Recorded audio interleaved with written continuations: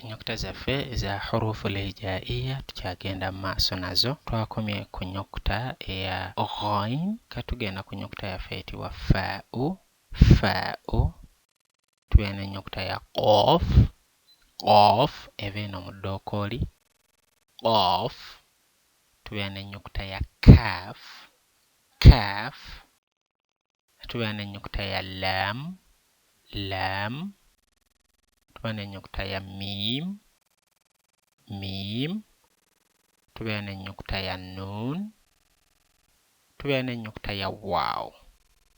Waaw tuddemu nate fa'u.